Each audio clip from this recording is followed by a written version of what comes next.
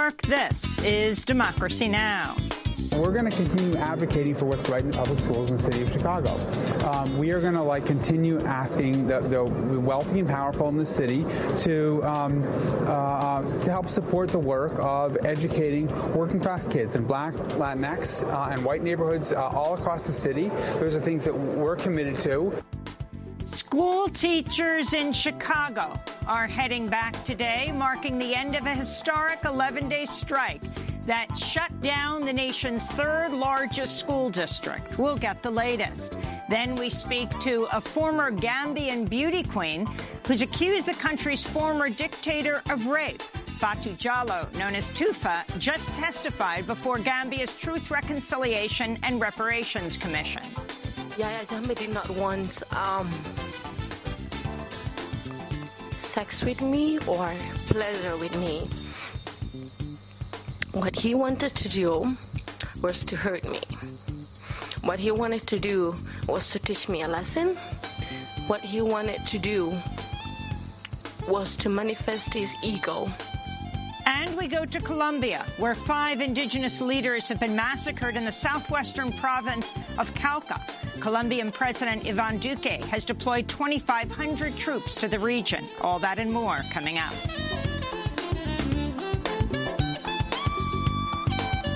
Welcome to Democracy Now!, democracynow.org, the War and Peace Report. I'm Amy Goodman. The House of Representatives voted along partisan lines Thursday to formalize the impeachment inquiry into Donald Trump. All 196 House Republicans voted against the measure, and all but 2 Democrats voted in favor of the resolution, which sets the stage for the first public hearings of the investigation. This is California Democrat Adam Schiff, chair of the House Intelligence Committee. The Founding Fathers understood that a leader might take hold of the Oval Office who would sacrifice the national security, who would fail to defend the Constitution, who would place his personal or political interests above the interests of the country. They understood that might happen. And they provided a mechanism to deal with it, and that mechanism is called impeachment. The House vote came as Tim Morrison, a top official on Trump's National Security Council, testified in a closed-door hearing that the president withheld nearly $400 million in military aid to Ukraine over the summer. Morrison's account corroborated other officials' claims that Trump's move was meant to pressure Ukraine's leader to publicly investigate former Vice President Joe Biden and his son Hunter. President Trump and First Lady Melania Trump have filed a declaration of domicile, declaring their permanent residence to be the Mar-a-Lago Club in Palm Beach, Florida. They were previously listed as residing at Trump Tower in New York City, where Donald Trump has been a lifelong resident. The New York Times cited an official close to Trump who said the move was primarily for tax purposes. Florida residents pay no state income tax. In a tweet, New York Governor Andrew Cuomo wrote, quote, "Good riddance. It's not like Donald Trump paid taxes here anyway. He's all yours, Florida." In Afghanistan, the CIA is accused of backing Afghan strike forces whose members have committed summary executions and other atrocities without accountability. In a 53-page report released Thursday, Human Rights Watch says the CIA-backed Afghan soldiers unlawfully killed civilians during night raids, forcibly disappeared detainees, and attacked healthcare workers who allegedly treated Taliban fighters. This is Patricia Grossman, Asia Director of Human Rights Watch. So what we're calling on all the parties involved to do is adhere to the laws of war, adhere to the rules in place. The problem with these particular militia groups, these paramilitaries, is they operate outside normal chains of command within the ordinary Afghan government forces or the U.S. forces. And so they're not held accountable. And the lack of transparency means civilians cannot go to someone and find out what happened, get any kind of justice for the crimes that were committed. The Intercept reports a loophole in U.S. law allows the CIA to ignore a rule barring the Pentagon and State Department from training or equipping foreign military units when there's credible information they've committed serious human rights abuses. Iraqi Prime Minister Adel Abdel-Mahdi on Thursday offered to resign if lawmakers could agree on his replacement as tens of thousands of anti-government protesters continued to rally in cities across Iraq. Mahdi's resignation offer comes after more than 250 people have died at the hands of Iraqi security forces since the protests began last month. They're demanding jobs, better public services, and an end to government corruption. In Argentina, thousands marched to the streets of Buenos Aires Fridays Thursday in the capital city's first major demonstration since incumbent President Mauricio Macri lost Sunday's election to center-left candidate Alberto Fernandez. Protesters are demanding a reversal of cuts to pensions and public utility subsidies imposed after last year's $57 billion bailout by the International Monetary Fund. They're also demanding the Senate pass a bill expanding food assistance to combat rampant hunger. This is Esteban Marcioni, who led a protest outside IMF's offices. What we're going through is a catastrophe. The price increases on food makes the situation truly unsustainable. What we're debating every day is whether to eat or not. Chile's government held talks with opposition leaders Thursday in a bid to quell anti-government protests now entering their third week. The protests erupted October 19th, sparked by a hike in subway fares, but quickly grew to nationwide demonstrations against inequality, the high cost of living, and privatization. This week, Chile's embattled president, Sebastián Piñera, canceled two major international summits as a result of the protests, the upcoming APEC Economic Summit and the United Nations Climate Summit in December. He announced Thursday Spain has offered to host the COP. That's the Climate Summit. Yesterday, I spoke with the president of Spain, Pedro Sanchez, who made the generous offer to organize the COP25 summit in Madrid, Spain, the same day it was planned to be carried out in Chile, meaning from the 2nd to the 13th of December this year. Spain will have just 1 month to prepare for the global summit in Madrid, which will follow snap elections on November 10th. Democracy Now! Will be covering the UN Climate Summit. Here in New York City, former Secretary of State Rex Tillerson told a federal court Wednesday ExxonMobil did not mislead shareholders about the financial risks of climate change while Tillerson was CEO of the company. Investors suing the oil giant contend under Tillerson's leadership in 2014, Exxon kept two sets of books on the predicted costs of future climate regulations, lowballing internal company estimates in order to justify carbon-intensive projects like mining Canada's tar sands. A damning report by Inside Climate News and Los Angeles Times revealed Exxon knew fossil fuels contributed to climate change as early as the 70s, but did not take any action even as it covered up the science. The student group Fridays for Future NYC is leading a school strike and rally today outside the Manhattan courthouse where the Exxon trial is underway. The group tweeted, Exxon knew in 1982 they were stealing our future, and now they'll pay for it, unquote. Swedish climate activist Greta Thunberg has turned down the Nordic Council Environment Prize, rejecting $52,000 in award money.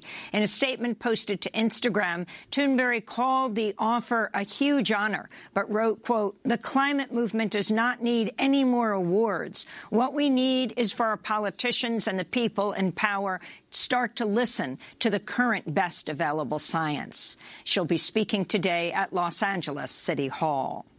In California, homes in San Bernardino burned to the ground Thursday as climate change-fueled fires continue to erupt around California. A new fire also broke out in Ventura County, prompting thousands more to evacuate. In North Dakota, the Keystone Pipeline remains idled after the TC Energy Company, that's formerly TransCanada, said a rupture spilled over 380,000 gallons of crude oil in a rural wetland. The spill came as the Environmental Protection Agency moved to roll back Obama-era regulations meant to prevent toxic heavy metals from coal ash from leaching into groundwater. California Democratic Congressmember Katie Hill delivered her final remarks on the floor of the House of Representatives Thursday in a scathing critique of the what so-called double standards, she said, that apply to men and women in Washington. Hill was elected to represent Southern California's 25th district last November as one of the first openly bisexual people elected to Congress. She announced her resignation this week after admitting to a consensual relationship with a campaign aide before she took office. House ethics investigators are also looking into an alleged affair between Hill and her legislative director, though Hill has denied that relationship. The allegations surfaced after RedState.org and the Daily Mail published naked images of Hill without her consent. Hill has accused her abusive husband of enlisting the help of hateful political operatives, she said, in a smear campaign based on cyber exploitation.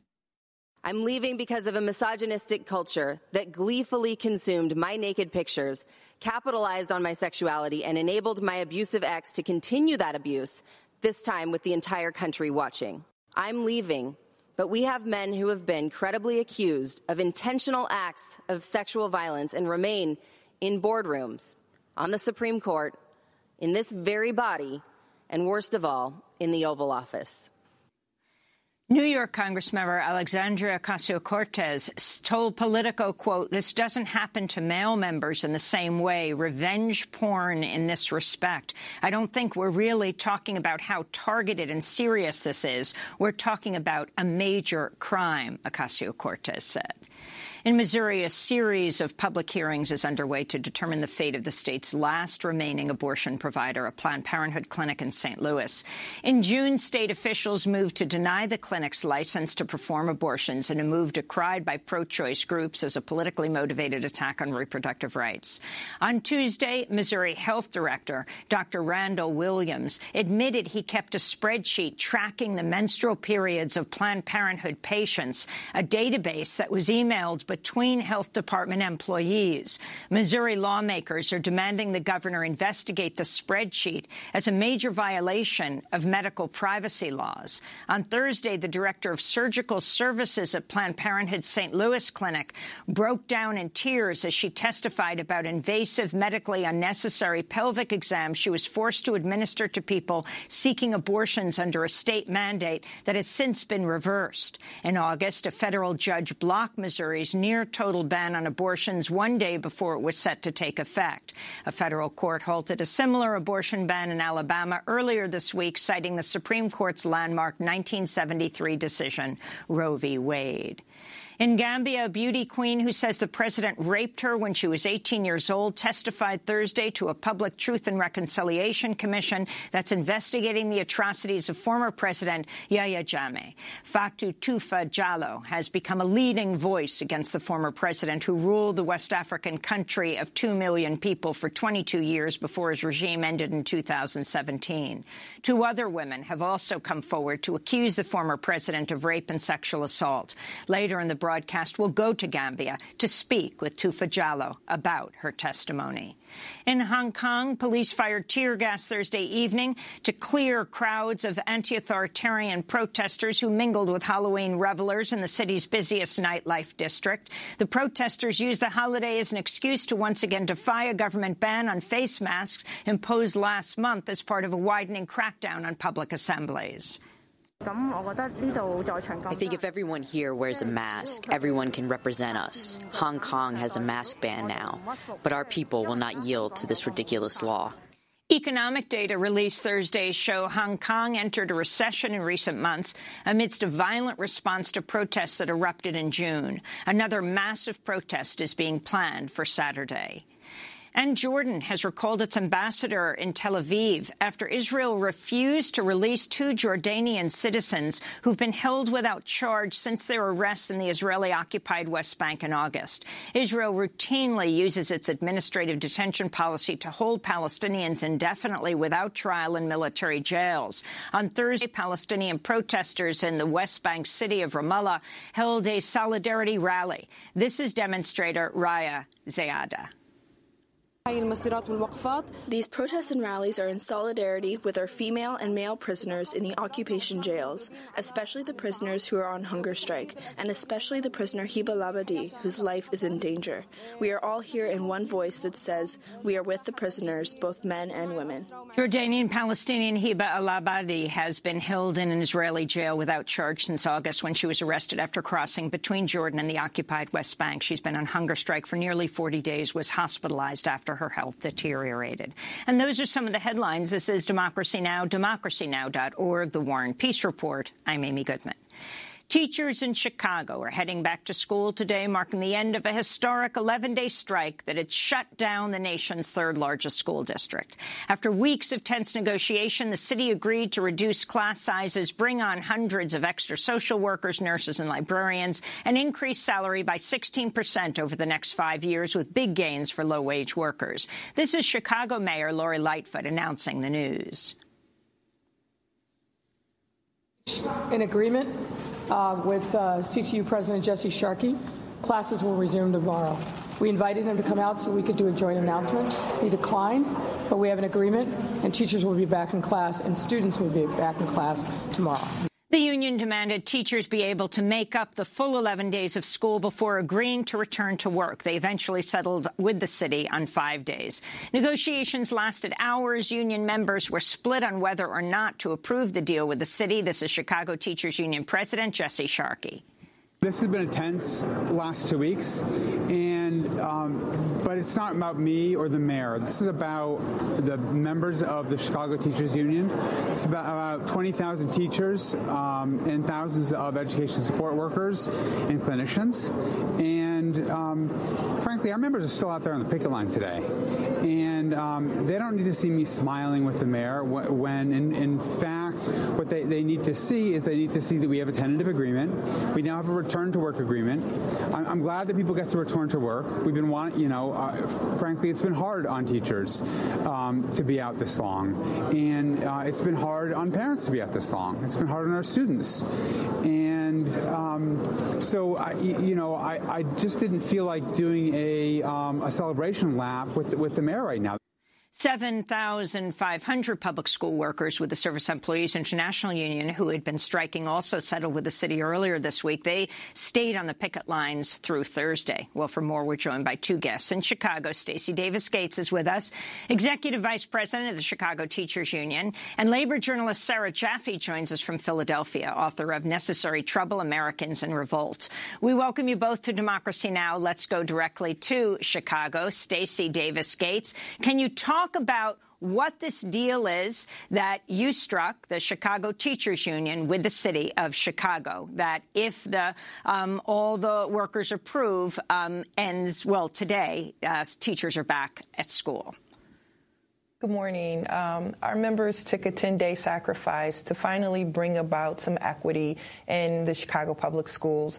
Our school communities will have a nurse 5 days a week in every school, a social worker 5 days a week in every school. School communities on the south and the west side of the city are now being prioritized. They will get the wraparound supports that they need. The class size limits will go into effect it will go into effect faster for them. Look, this sacrifice that our members made has ushered in a new type of Chicago public schools that offers sanctuary to their students, that provides homeless students with the necessary supports. We are very pleased with the outcomes, and we just really thank our parents in the city for standing by us. So talk also about the salary and health care benefits that you negotiated. Virtually no change in our health insurance, and our members got a 16% COLA increase, cost of living increase. Our PSRPs, our lowest wage workers in our bargaining unit, 2/3 of them were their children could qualify for free and reduced lunch prior to going on strike. Now we've lifted that basement, and those women who serve in our school communities, who are the glue in our school communities, they don't have to exist in poverty anymore. The Chicago Tribune ran an editorial headlined, "This CTU strike has betrayed Chicago's children." The editorial read in part, quote, "There are about 300,000 children in Chicago who've missed nearly 2 weeks of classroom instruction and after-school activities. There are high schoolers who've fallen behind on college application preparations, athletes who lost the chance to participate in postseason playoffs and tournaments, and there are children from every community who counted on school as a sanctuary. For thousands of those children, school essentially was their only place of learning, emotional support, and consistency." The editorial went on to criticize CTU leaders, saying, quote, "They made outlandish demands as if City Hall owed teachers not just a big wage bump, but a utopian version of Chicago." Stacey Davis Gates, can you respond? Well, we got what we needed for our students. It's always outlandish and utopian when right-wing news sources limit the resources that black children, brown children in this city get to have. It is a shame that the Tribune cannot see the work that teachers did in these 10 days as a benefit for the entire city. I know that our members are happy to go back to work today. They're happy to go back to work because they are a part of ushering in a new way of doing public education in the city that prioritizes the least of them, a bargaining structure that is for the common good because our members serve the common good. And we're very pleased about the transformation that our city is going through in this moment that is led by a movement of community groups, of parents, of students that amplified in this moment with their teachers. And can you talk about the fact that it was not only the Chicago Teachers Union, but SEIU, the Service Employees International Union, that also went on strike? The significance of this. The significance of that is that these are black women who are making wages that did not make sense in a city that's growing increasingly unaffordable. These women went out on the picket line with the teachers, and they won tremendous gains in their salary structure.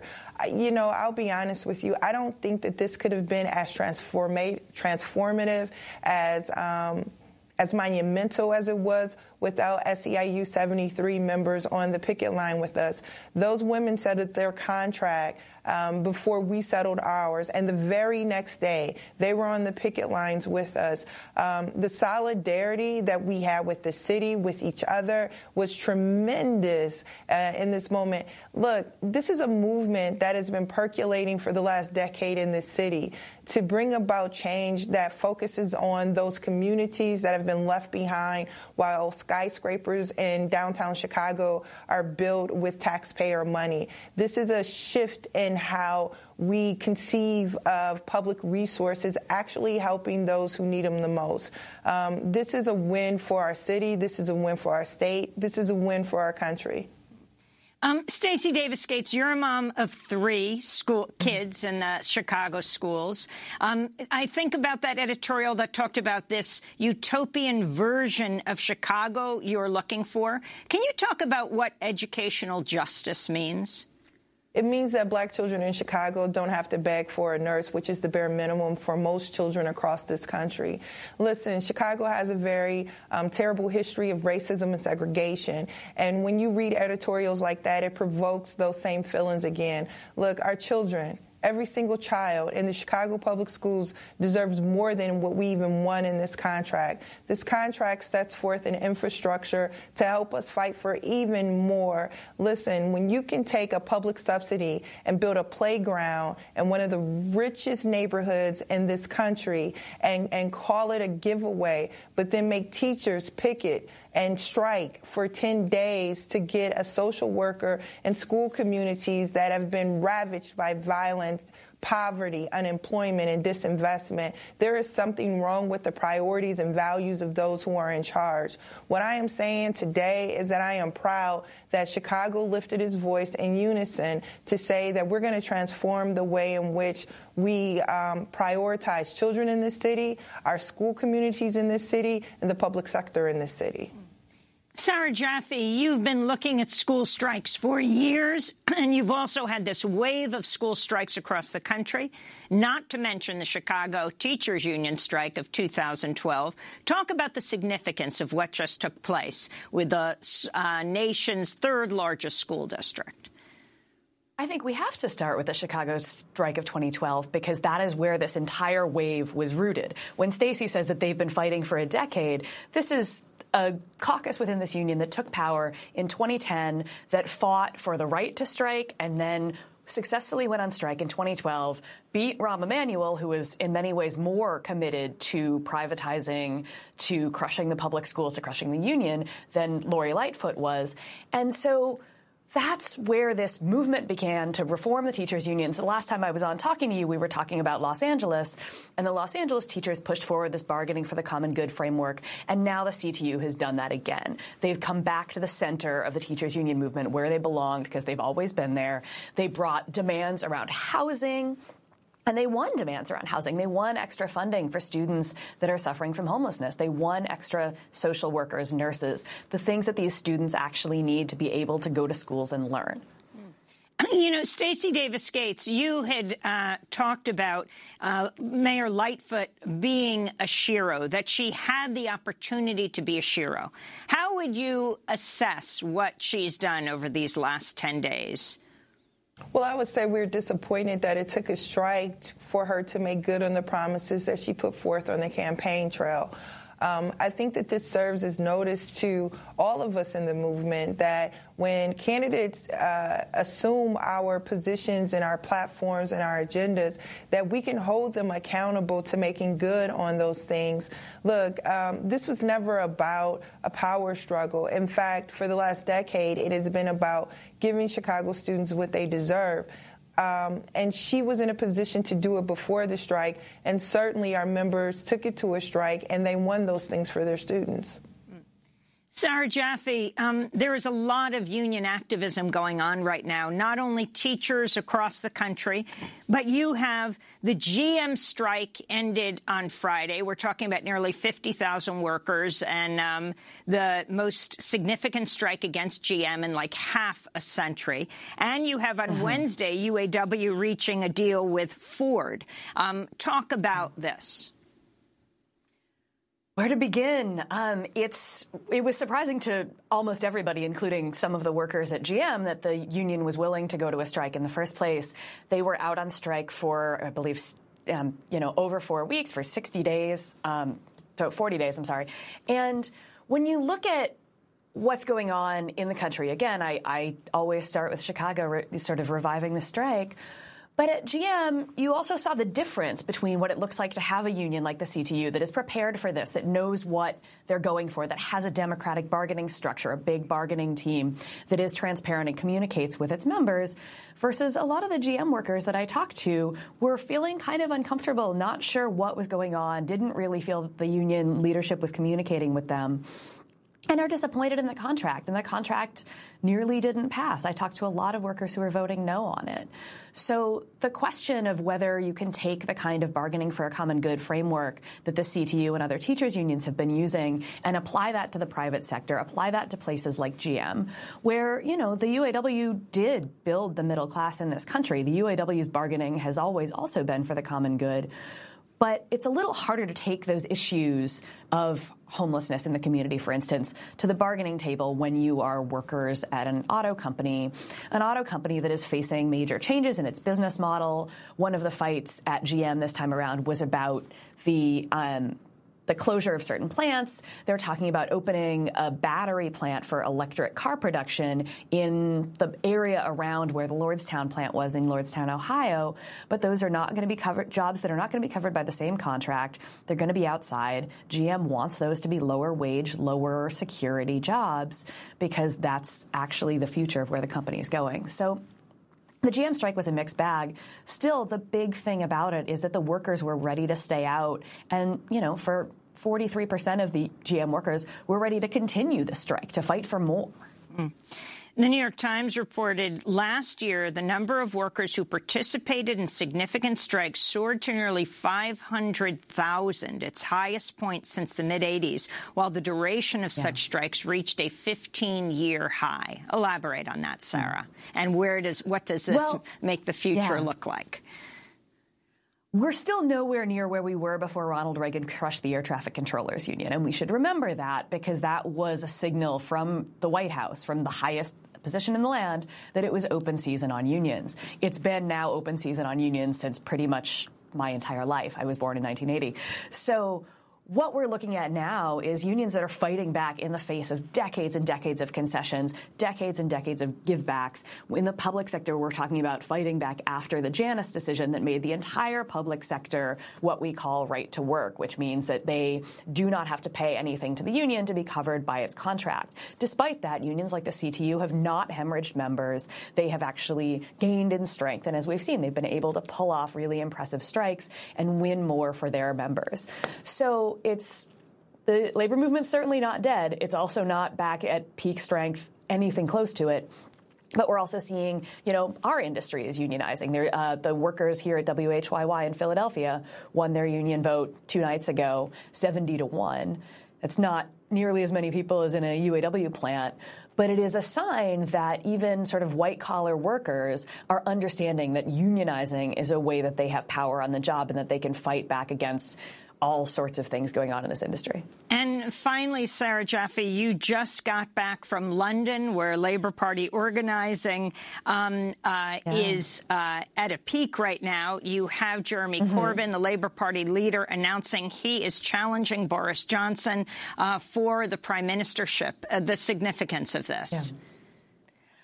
The significance of this is actually related because the Labour Party, somewhat like the Chicago Teachers Union and others of these unions that have reformed, decided when this leadership got into power to invest in an organizing department. So this is something that CTU did. This is something that United Teachers Los Angeles did. And now this is something that a major political party, the biggest social democratic party in Europe, has put money into. So I wrote a big feature this summer about the Labour Party's community organizing unit, which is doing this work on the ground around the country in marginal districts, but also just in places where landlords are abusing their tenants, where in Newcastle, the owner of the football team, which is, beloved by the entire community, is also one of the country's biggest low-wage employers.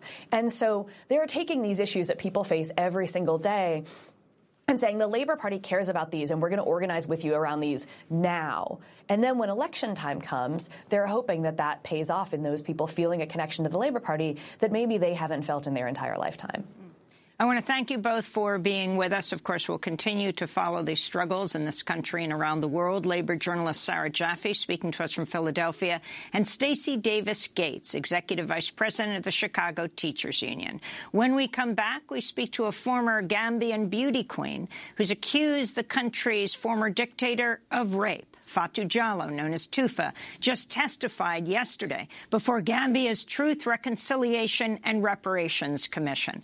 And then we'll look at the murder of 5 indigenous activists in Cauca, Colombia. Among them, the woman known as the Cauca indigenous governor, Cristina Bautista. Stay with us. We can be out here pleasing everybody.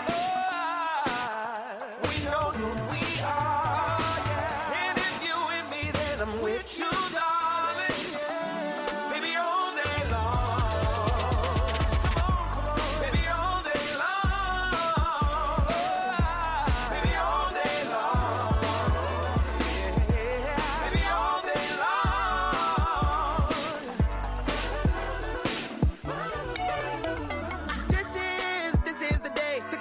Ground, but this is the way. That's all news, baby. This is today. They gon' miss us today. You will miss us today. This is the day. Took at the scenic route, but this is the way. That's all news, baby. This is today. They gon' miss us today. You will miss us today. Backyard plastic, dance to list, grassless, patio glass, the Mazel Tov cocktails, bumper bombastic. Used to drop acid, Marley comes soon. I only drop classics. Everyone asks when that heat gon' drop, when that knee gon' drop, when is he gon' pop? The question we all got, cause this could be our block. You're living in a glass house, we can see our clocks, but I can see you from the other side, see y'all rocks. And we could have been Magneto if you see our locks, but we share with the world. That's All Day Long by Chance the Rapper featuring John Legend. Chance was on Saturday Night Live last week, and he was wearing a bright red sweatshirt that said at CTU, Chicago Teachers Union. This is Democracy Now! I'm Amy Goodman. As we turn to Gambia, where a Gambian beauty queen who says the former president, Yahya Jammeh, raped her when she was 18 years old, has testified before Gambia's Public Truth and Reconciliation Commission.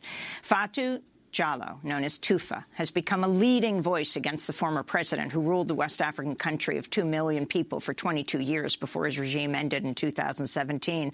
This is Tufa speaking before the commission Thursday. A warning, she describes the attack in graphic detail. Yahya Jammeh decided to penetrate me. But before he did, he took out a needle from his pocket, and he injected me on my arm. I'm not sure of what it is or what it was for. Yahya Jammeh did not want sex with me or pleasure with me.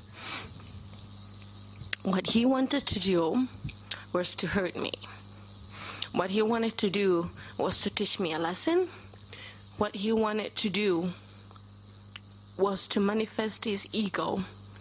Just like many of us can't believe that a girl can say no, someone like Yahya Jammeh and in his position found it very disrespectful for a 19-year-old from not an elite background or not the daughter of a president to somehow gather some kind of audacity to say no to him. That he is a man probably who hasn't had so many no's. And my no wasn't because of a sense of understanding or I was better off, I wanted to. My no was just because I felt it was wrong. That's Tufa Jallow, testifying Thursday before Gambia's Truth, Reconciliation and Reparations Commission. Two other women have also come forward to accuse the former president of rape and sexual assault. Human Rights Watch says that Yahya Jammeh, quote, handpicked women and girls to rape or sexually assault while president, requiring so-called protocol girls to be on call for sex. Jammeh denies the claims. Gambia's Truth and Reconciliation hearings have been live-streamed across Gambia in an ongoing reckoning of the horrors committed during Jammeh's rule, including killing and disappearing hundreds of people, torture, unjustified jailings, and sexual violence against women and girls. Members of Jammeh's death squad have admitted during the hearings to killing migrants, journalists, and civilians during the president's reign. The perpetrators of this violence have never been brought to justice, including Jammeh himself, who fled to Equatorial Guinea in 2017 after losing the 2016 presidential election. At first, he refused to cede power for weeks before the leaders in the region helped arrange his exile.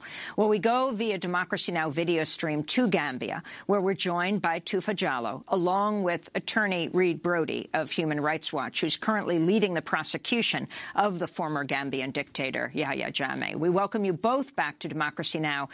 Tufa, can you describe how you felt yesterday as you testified not only before the Truth and Reconciliation Commission of Gambia, but you were live-streamed throughout Gambia and the world? You did this for hours yesterday in graphic detail. Talk about how you feel today, what this meant to you, why you chose to return to Gambia to make this statement.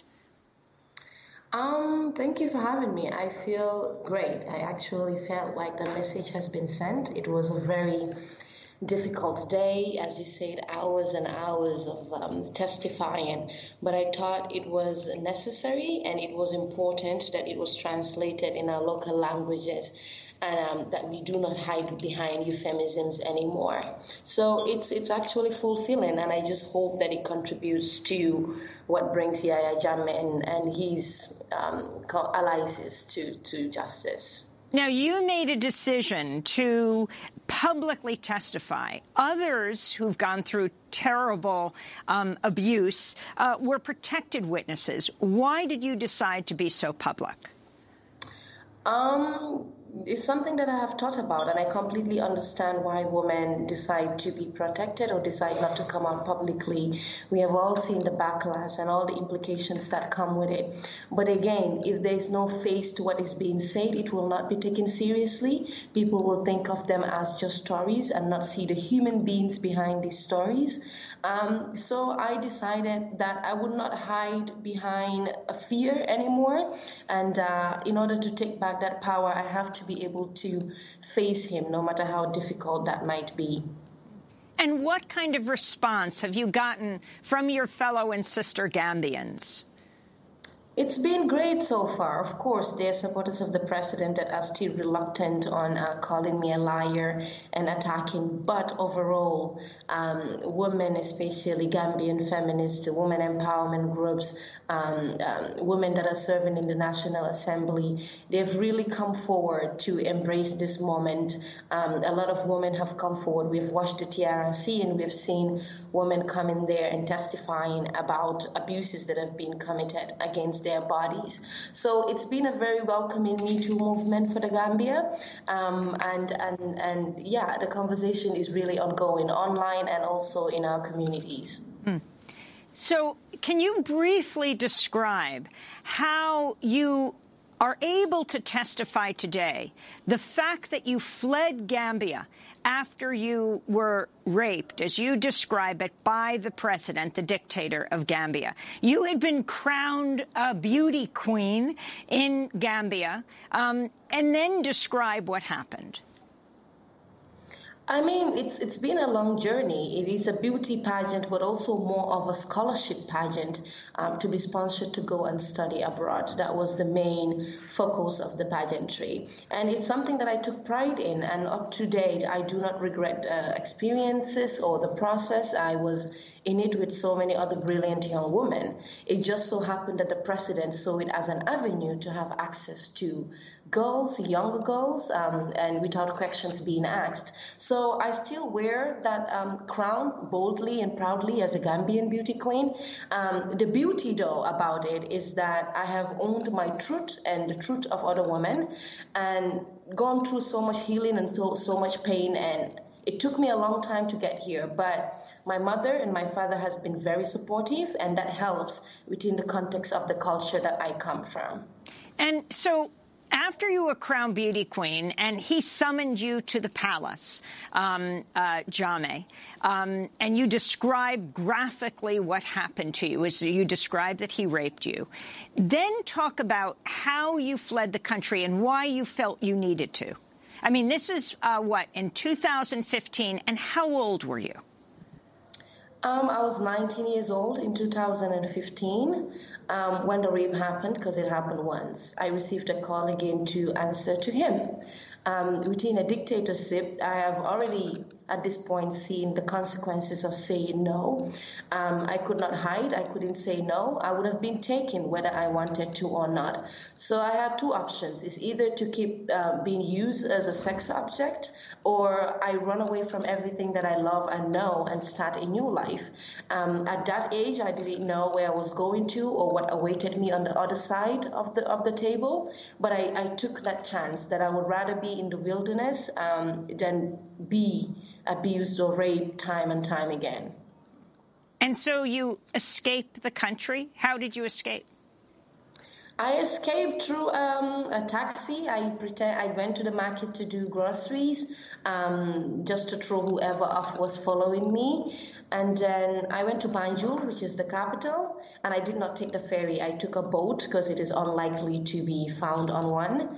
And then I took another car that was transporting livestock, and I sat between two men in the front. And I was wearing a niqab to hide my face and my identity. And I found myself on the other side of the border, which is Senegal. And now you are residing in Canada, but have returned to Gambia. An image that is so graphic is people all over the country standing up and saying with signs, "I am Tufa," your name, your nickname. Reed Brody, we only have a few minutes. You are leading the push for the prosecution of Jammeh.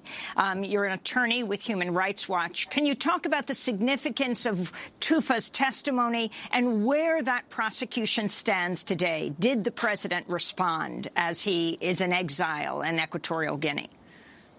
Sure. I mean, Tufa's testimony yesterday was the culmination of several weeks of hearings at the Truth Commission about sexual violence. And you had women coming forward to talk about being raped by Jammeh's interior minister, by Jammeh's Secret Service. You had a protected witness talking about this system, how she was hired to be a protocol girl. She was offered jobs and scholarships, and when she refused to have sex with him, she was fired. You had a cohort, Jammeh's head of protocol, who described the same system. So there was an entire system in place. Now, the Truth Commission, as you mentioned earlier, is just spewing out information about torture, assassinations, now rape, committed by the former president, who lives in exile in Equatorial Guinea. The hope is that when the Truth Commission finishes its work, it will recommend the prosecution of Jammeh as well as other people who bear the greatest responsibility for the crimes of that period, and that we will move from the truth process, which is very important, to the justice process, which for most victims is even more important, in which Jammeh's henchmen and hopefully Yahya Jammeh himself, the government will seek his extradition. Since Jammeh has victimized not only Gambians, but there was a massacre of migrants from Ghana and Nigeria and Senegal and Togo and Cote d'Ivoire, that there will be a regional consensus in favor of bringing Yahya Jammeh to justice. Well, I want to thank you both for being with us. Tufa Jallow, Gambian anti-rape activist, returning to Gambia to boldly confront her rapist on national television, and Reed Brody, Human Rights Watch attorney. We want to thank you both for being with us, and your bravery, Tufa, is just overwhelming, I think, for so many people, and inspiring. When we come back, Colombia is reeling after 5 indigenous leaders were massacred in Cauca earlier this week. Among them, the woman known as the indigenous governor of Cauca, Cristina Bautista. Now the president of Colombia has deployed over 2,000 troops to the region. Stay with us.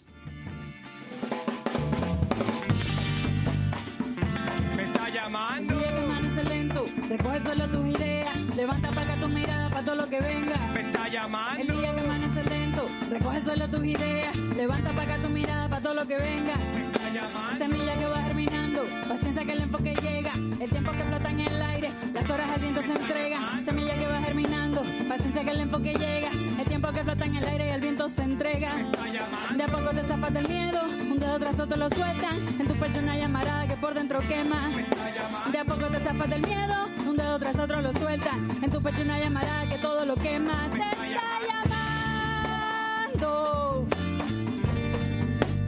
y me está llamando.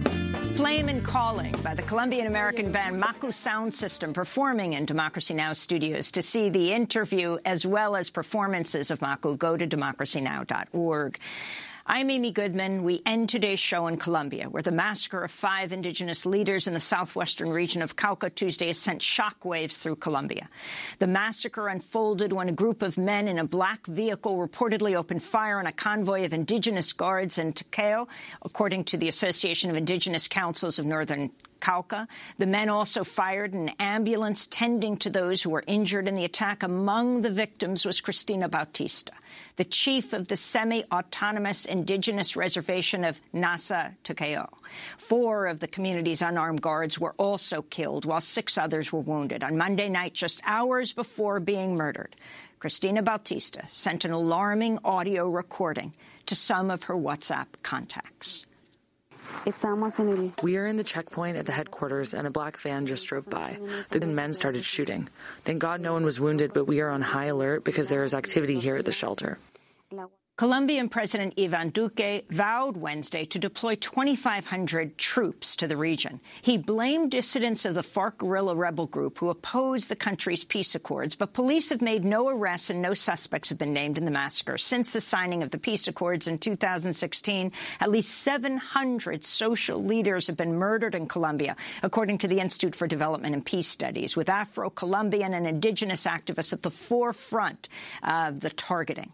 Well, for more, we're joined by Mario Murillo, Vice Dean of the School of Communications at Hofstra University, award-winning journalist who's extensively reported on Colombia and the region of Cauca. Mario, welcome back to Democracy Now! I went to see you lead a discussion yesterday at New York University, the mourning of people not only in Colombia, but, I mean, Cristina Bautista was just recently here in the United States, a leader in the indigenous community and resistance. Can you talk about what you understand took place? It's good to know, and I appreciate you doing this. This is shocking, talking to the community. In fact, all day yesterday, being in touch with folks on the ground in Tacuello and other parts of Cauca, there's shock, there's fear, there's a sense of immobilization, and that's exactly the strategy is to do precisely that against the indigenous movement. It's shocking, but it's not new, and as you pointed out, over 700 people killed, indigenous and other social movement leaders killed. In Cauca, the numbers are about 200. Over 200 indigenous leaders targeted,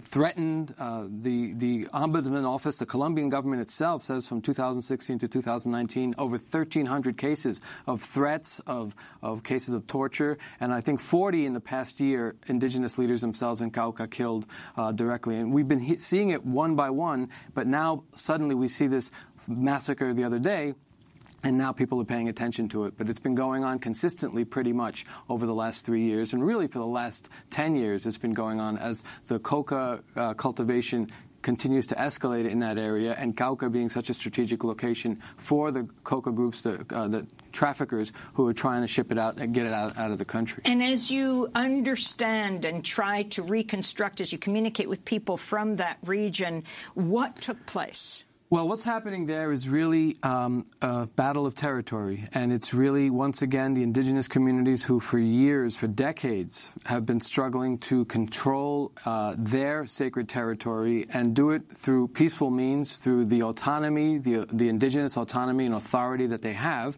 Cristina Bautista is representative of that authority, confronting armed groups, confronting all armed groups, from the armed forces themselves, the state security forces, but paramilitary groups, guerrilla groups, and narco-trafficking militias, small groups that are working in different ways.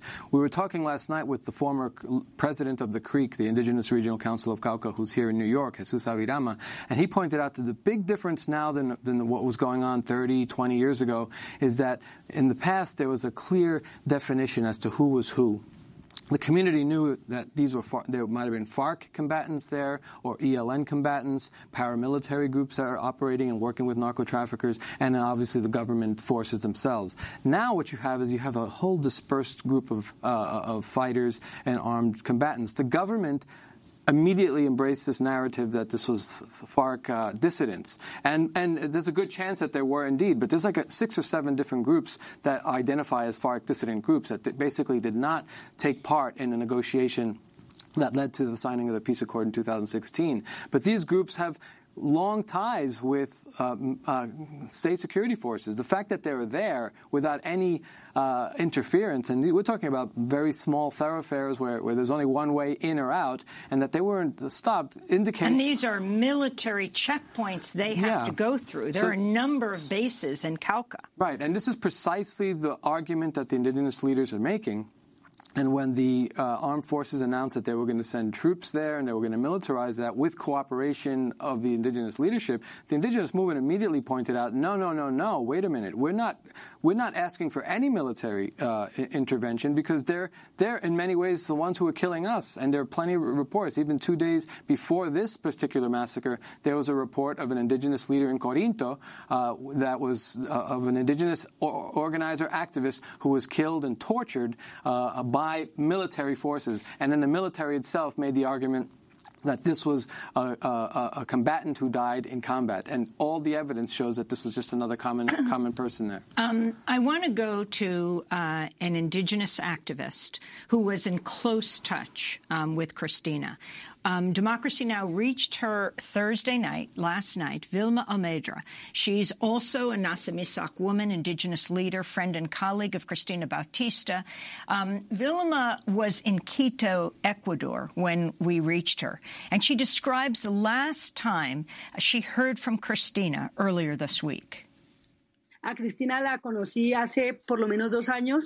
Nos identificamos muchísimo porque I met Cristina almost 2 years ago. I identified with her a lot because she was a humble woman. She was a very committed woman, but she also addressed the contradictions. We talked about the different contradictions that we're seeing in our movement and the need to open spaces for dialogue and get on the right path again, as she would say. We had a fluid communication via WhatsApp.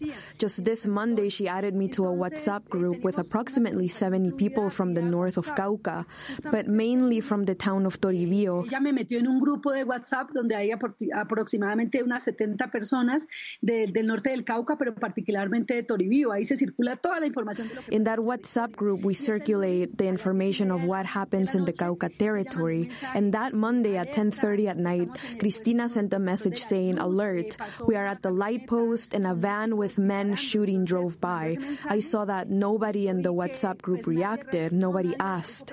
Then I sent a message to Cristina and asked what was happening and that if she could record an audio to circulate it and at least make an alert. She sent me that audio. I received it at about 10:30 at night, and at 11 I circulated it. And she said that she was very worried, that she felt very alone, and that it wasn't her turn to patrol that region that day, but that she, as the authority and caretaker of the territory, it was her responsibility to be there. We then talked at like 12 at night. The next day, as I am here in Ecuador, I am not in Colombia, we had commitments and we left, and I did not talk to her that morning. And in the afternoon, I heard the terrible news of the massacre, and right now we just heard a report that another massacre has occurred in Corinto. Acaban de informar que ha ocurrido otra masacre en Corinto. And Vilma Almendra then went on to share her message with an American audience, which for decades has funded the so-called war on drugs in Colombia and currently backs the government of the right-wing President Iván Duque. As a woman, Nasa Misak, I would ask the people, the processes, and the movements to understand that what is happening in Colombia, the war they are inflicting upon us, is precisely to guarantee the reproduction of the patriarchal, colonial, and capitalist system to accumulate wealth there in the United States. Who is profiting with this blood, with death, with displacement, with the destruction of our autonomy here? Understand that we are being subjected to war to guarantee the preservation of a system that not only exists in Colombia, but in different parts of the world, and that the challenge we have as peoples and movements is to try to see beyond the state that inflicts war. We need to self-organize, defend ourselves autonomously, and have autonomous resistance beyond the institution, which is the one that is killing us. That's, again, Vilma Almendra, a Nasa Misak woman, indigenous leader from Cauca, remembering her friend. Special thanks to Democracy Now's Maria Taracena. Mario Murillo, you're a Colombian-American journalist, have worked so hard on the issue of Colombia for decades. There is the enormous repression and there's the resistance. What is being resisted? I think that's really the threat that the indigenous movement represents to the powers that be and the armed groups. The authority that they pose and that they present in terms of protecting the territory, in terms of defending the land. We're talking a green movement. They're in Colombia, the original green movement. They're using their constitutional authority to protect the land and confronting actors who are taking advantage from extractive industries throughout the country. Illegal mining in Cauca and other parts of the country, to the armed groups that are involved in narco-trafficking. All of those are part of the extractive philosophy that the Colombian government, unfortunately, notwithstanding its discourse against drug trafficking, is embracing. The government of Duque, when he talks about coming and sending in troops to Cauca, that's precisely what they're wanting to do: militarize the zone and negate the authority and the right for the indigenous communities to resist those forces. And I think that's really complicated to understand. People ask, why don't they want the military there? The military are part of the problem, and unfortunately the U.S. policy for decades has been driven by military and anti-narcotics, so-called anti-drug war policies that do not take into consideration the rights of the people in terms of their movement and their rights to resist that policy. Well, Mario, of course, will continue to follow this. Mario Murillo, award-winning journalist and author, extensively has covered Colombia and specifically Cauca. Among his books, Colombia and the United States, War, Unrest, and Destabilization. And as we wrap up today's show, welcome to the world, Zaya Luz Needham, and congratulations to his parents, Nat and Amanda. And that does it for Democracy Now! Democracy Now! Is currently accepting applications for paid 6-month internships here in our New York studio. Learn more and apply at democracynow.org. Democracy Now! Is produced by Mike Burke, Dina Guzder, Nermeen Sheikh, Carla Wills, Libby Rainey, Sam Alkoff, John Hamilton, Robbie Karen, Hani Masood, Sharina Nadura, Tay Maria Studio, and Maria Taracena. I'm Amy Goodman. Thanks so much for joining us.